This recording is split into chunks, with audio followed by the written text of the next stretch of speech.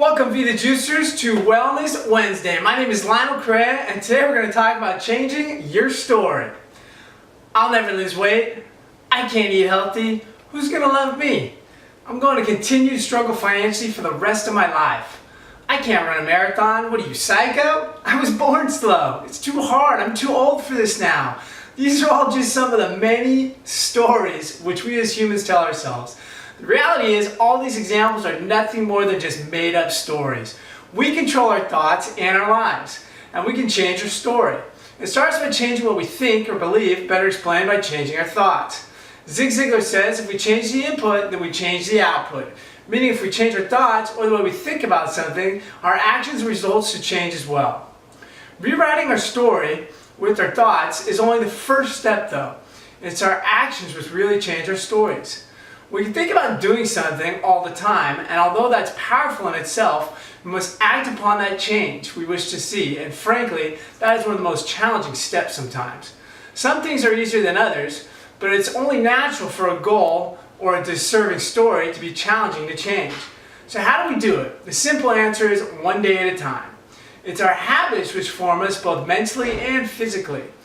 By forming new daily habits directing toward our goal, we will have a better chance of attaining that goal.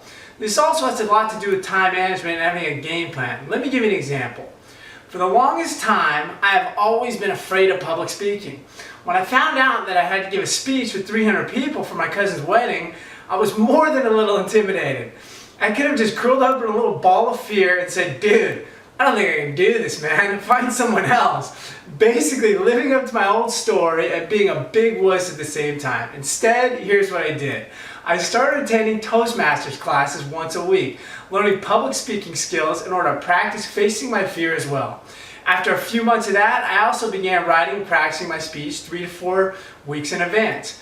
I practiced often, sometimes multiple times a day, so when the big day did come, I was ready. Did it pay off? Boy, did it pay off. I knocked that speech out of the park, at the same time, more importantly, changing my story about public speaking.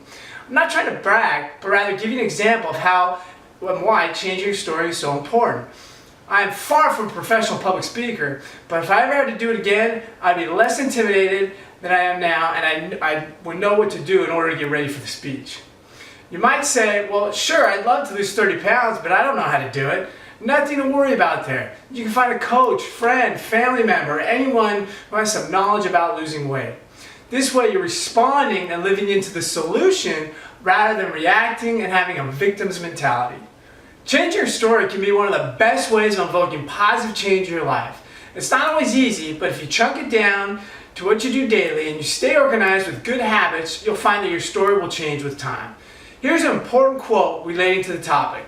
Nothing has meaning except for the meaning you give it. Let me repeat. Nothing has meaning except for the meaning you give it. I hope you enjoyed this video. Stay tuned for next week. And remember, juice strong to live long.